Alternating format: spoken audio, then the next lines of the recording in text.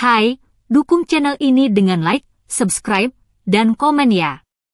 Jangan lupa juga untuk bagikan ke sosial media kamu, dan tekan tombol loncengnya untuk mendapatkan update terbaru dari channel ini. Kisah Wali Songo, Sunan Muria. Sunan Muria adalah putra Sunan Kalijaga dan Dewi Saroh. Nama aslinya adalah Raden Umar Said. Seperti ayahnya, dalam berdakwah beliau menggunakan cara halus, ibarat mengambil ikan tidak sampai mengeruhkan airnya. Itulah cara yang ditempuh oleh Sunan Muria untuk mensyiarkan agama Islam di sekitar Gunung Muria. Tempat tinggal beliau di Gunung Muria yang salah satu puncaknya bernama Colo, letaknya di sebelah utara kota Kudus. Menurut Solising Salam, sasaran dakwah beliau adalah para pedagang, nelayan, pelaut, dan rakyat jelata. Beliaulah satu-satunya wali yang tetap mempertahankan gamelan kesenian wayang dan sebagai alat dakwah untuk menyampaikan syiar Islam. Dan beliau pula yang menciptakan tembang Sinong dan Kinanti. Sunan Muria itu adalah salah satu wali yang sakti. Kuat fisiknya dapat dibuktikan dengan letak padepokannya yang terletak di atas gunung. Menurut pengalaman penulis, jarak antara kaki undak-undakan atau tangga dari bawah sampai ke makam Sunan Muria tidak kurang dari 750 meter. Bayangkanlah jika Sunan Muria dan istrinya atau dengan muridnya setiap hari harus naik turun gunung guna menyebarkan agama Islam kepada penduduk setempat atau berdakwah kepada para nelayan dan pelaut serta pedagang. Hal itu tidak dapat dilakukannya tanpa adanya fisik dan yang kuat. Soalnya menunggang kuda tidak mungkin dilakukan untuk mencapai tempat tinggal Sunan Muria. Harus jalan kaki, itu berarti Sunan Muria memiliki kesaktian yang tinggi. Demikian pula para murid-muridnya. Bukti Sunan Muria adalah guru yang sakti mantraguna dapat ditemukan dalam kisah perkawinan Sunan Muria dan Dewi Roroyono. Dewi Roroyono adalah putri dari Sunan Ngerang, yaitu seorang ulama yang disegani masyarakat karena ketinggian ilmunya. Tempat tinggalnya di Juwana. Demikian saktinya Sunan Ngerang ini sehingga Sunan Muria dan Sunan Kudus sampai berguru kepada beliau. Pada suatu hari Sunan Ngerang mengadakan syukuran atas usia Dewi Roroyono yang menginjak 20 tahun. Murid-murid diundang semua, seperti Sunan Muria, Sunan Kudus, Adipati Patakwarok, dan adiknya Gentiri. Tetangga dekat juga diundang, demikian pula sanak kadang yang dari jauh. Setelah tamu berkumpul, Dewi Roroyono dan adiknya yaitu Dewi Roro Pujiwati keluar menghidangkan makanan dan minuman. Keduanya adalah dara-dara yang cantik rupawan, terutama Dewi Roroyono yang berusia 20 tahun, bagaikan bunga yang sedang mekar-mekarnya. Bagi Sunan Kudus dan Sunan Muria yang sudah dibekali ilmu agama dapat menahan pandangan matanya sehingga tidak terseret oleh godaan setan. Tapi seorang murid Sunan Ngerang yang lain yaitu Adipati Patakwarak memandang Dewi Roroyono dengan mata tidak berkedip melihat kecantikan gadis itu. Sewaktu menjadi cantrik atau murid Sunan Ngerang, yaitu ketika Patakwarok belum menjadi adipati, Roroyono masih kecil, belum nampak benar kecantikannya yang mempesona. Sekarang gadis itu benar-benar membuat Adipati Patakwarok tergila-gila. Sepasang matanya hampir melotot memandangi gadis itu terus. Karena dibakar oleh api asmara yang menggelora, Patakwarok tidak tahan lagi. Dia menggoda Roroyono dengan ucap-ucapan tidak pantas. Lebih-lebih lagi setelah laki-laki itu bertindak kurang ajar. Tentu saja Dewi Roroyono merasa malu sekali. Lebih-lebih ketika laki-laki itu berlaku kurang ajar dengan memegangi bagian-bagian tubuhnya yang tak pantas disentuh. Si gadis naik pitam. Nampan minuman yang sengaja dibawanya sengaja ditumpahkan ke pakaian sang adipati. Patakwarok menyumpah-nyumpah, hatinya marah sekali diperlakukan seperti itu. Apalagi dilihatnya para tamu mentertawakan kekonyolan itu. Dia pun semakin malu. Hampir saja Roroyono ditamparnya kalau ia tidak ingat bahwa gadis itu adalah putri gurunya. Roroyono masuk ke dalam kamarnya. Gadis itu menangis sejadi-jadinya karena dipermalukan oleh Patakwarok. Malam hari tamu-tamu dari dekat sudah pulang ke tempatnya masing-masing. Tamu dari jauh terpaksa menginap di rumah Sunan Ngerang, termasuk Patok Warok dan Sunan Muria. Namun hingga lewat tengah malam, Patok Warok belum dapat memejamkan matanya. Patok Warok kemudian bangkit dari tidurnya, mengendap-endap ke kamar Roroyono. Gadis itu disirepnya sehingga tak sadarkan diri.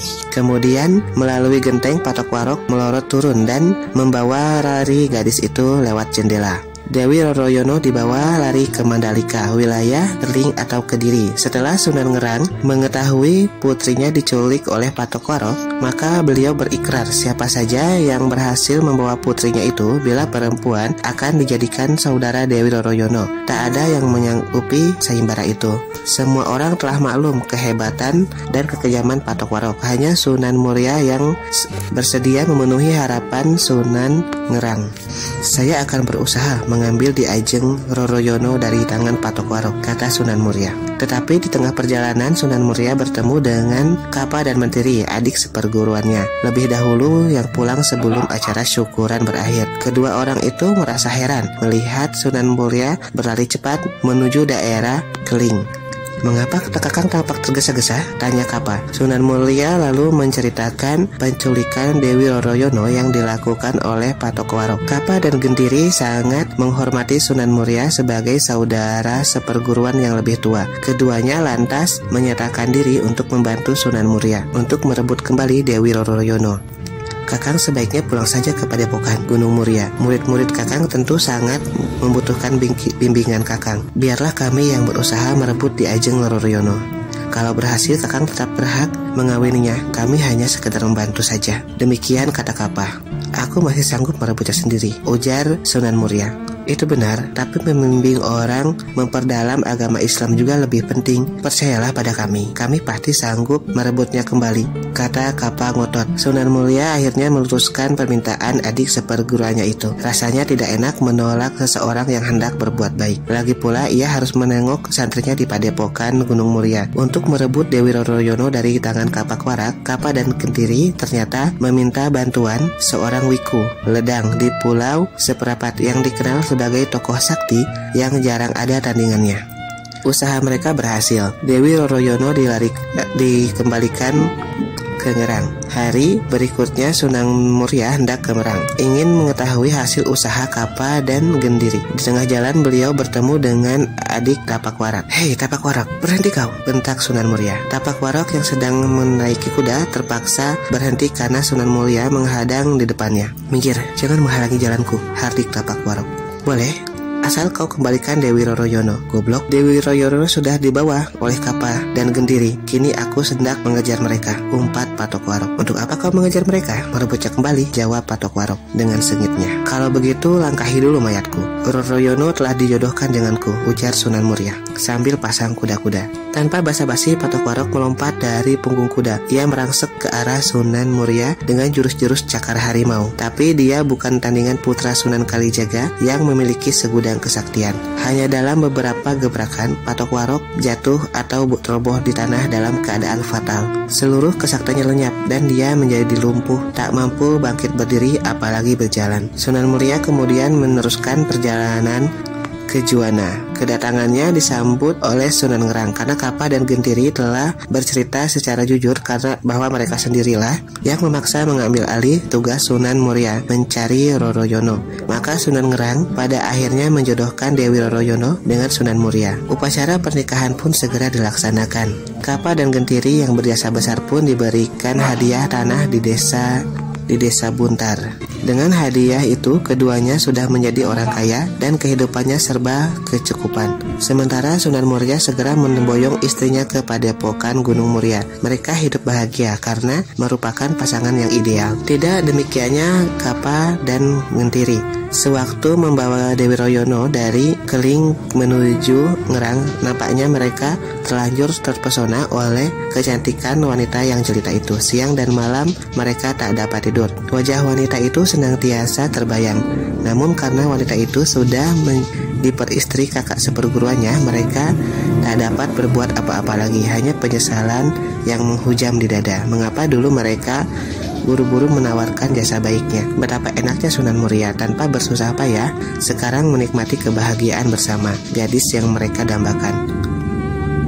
Inilah hikmah ajaran agama agar lelaki diwajibkan menahan pandangannya dan menjaga kehormatan mereka, kemaluan, agar andai kata Kapa dan Mentiri tidak menatap terus ke arah wajah dan tubuh Dewi Roroyono yang indah itu, pasti mereka tidak akan terpesona dan tidak akan terjerat oleh iblis yang memasang perangkap pada pandangan mata. Kini Kapa dan Mentiri telah benar-benar dirasuki iblis. Mereka bertekad hendak merebut Dewi Roroyono dari tangan Sunan Muria. Mereka telah sepakat untuk menjadikannya, wanita itu, sebagai istri bersama secara bergiliran.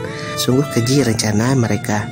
Gentiri berangkat terlebih dahulu ke Gunung Muria. Namun ketika ia hendak melaksanakan niatnya, dipergoki oleh murid-murid Sunan Muria. Terjadilah pertempuran dahsyat, apalagi ketika Sunan Muria keluar menghadapi Gentiri. Suasana menjadi semakin menjadi panas. Akhirnya Gentiri pun tewas menemui ajalnya di puncak Gunung Muria. Kematian Gentiri cepat menyebar ke berbagai daerah, tapi tidak membuat surut niat Kapa. Kapa cukup cerdik. Dia datang ke Gunung Muria secara diam-diam di malam hari. Tak seorang pun yang mengetahuinya. Kebetulan pada saat malam itu, Sunan Muria dan beberapa murid pilihannya sedang bepergian ke Demak Bintoro.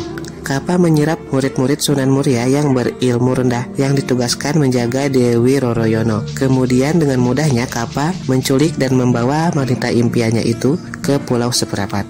Pada saat yang sama, sepulangnya dari Demak Bintoro, Sunan Muria bermaksud mengadakan kunjungan kepada Wiku Ledang Datuk di Pulau Seperapat. Ini biasa dilakukannya bersahabat dengan pemeluk agama lain bukanlah suatu dosa. Terlebih Sang Wiku pernah menolongnya merebut Dewi Roroyono dari tangan Tapak Warok. Seperti ajaran Sunan Kalijaga yang mampu hidup berdampingan dengan pemeluk agama lain dalam suatu negeri, lalu ditunjukkan akhlak Islam yang mulia dan agung, bukannya berdebat tentang perbedaan agama itu sendiri. Dengan menerapkan ajaran-ajaran akhlak yang mulia itu, nyatanya banyak pemeluk di luar agama Islam yang pada akhirnya tertarik dan masuk Islam secara sukarela. Ternyata kedatangan Kapa ke Pulau Seperapat itu tidak disambut oleh Wiku Wedang dan oleh Wiku Wedang dan Datuk memalukan dan benar-benar nista perbuatanmu. Cepat kembalikan istri kakang seperguruanmu itu sendiri, hardik Empu Ledang Datuk dengan marah. Bapak guru, ini bagaimana? Bukankah aku muridmu? Mengapa tidak kau bela? Protes Kapa. Apa? Membela perbuatan durjana? Bentak Wiku Ledang Datuk. Sampai mati pun aku tak akan sudi membela kebejatan budi pekertimu, walau pelakunya itu muridku sendiri. Perdebatan antara guru dan murid itu berlangsung lama. Tanpa mereka sadari, Sunan Muria sudah sampai di tempat itu. Betapa terkejutnya Sunan Muria melihat istrinya yang sudah tergolek di tanah, dalam keadaan terikat kaki dan tangannya. Sementara Kapa dilihatnya sedang adu mulut bersama gurunya, yaitu Empu Ledang Datuk. Menjauh melangkah dari Dewi Roroyono untuk membebaskan dari belenggu yang dilakukan Kapa. Bersamaan dengan selesainya Sang Wiku membuka tali pengikat tubuh Dewi Roroyono, tiba-tiba terdengar jeritan keras dari mulut Kapa. Ternyata serangan dengan mengerahkan aji kesaktian yang dilakukan Kapa berbalik menghantam dirinya sendiri. Itulah ilmu yang dimiliki Sunan Muria, mampu mengembalikan serangan lawan. Karena Kapa menggunakan aji pamungkas, yaitu puncak aji kesaktian yang dimilikinya, maka ilmunya sendiri akhirnya merenggut nyawanya. Maafkan saya Tuan Wiku, ujar Sunan Muria agak menyesal. Tidak mengapa, sudah sepantasnya dia menerima hukuman ini. Menyesal aku telah memberikan ilmu kepadanya. Ternyata ilmu itu digunakan untuk jalan kesehatan, gumam Sang Wiku. Dengan langkah gontai, Sang Wiku mengangkat jenazah muridnya. Bagaimanapun Kapa adalah muridnya, pantaslah ia menguburkannya secara layak. Pada akhirnya Dewi Roroyono dan Sunan Muria kembali ke padepokan dan hidup berbahagia.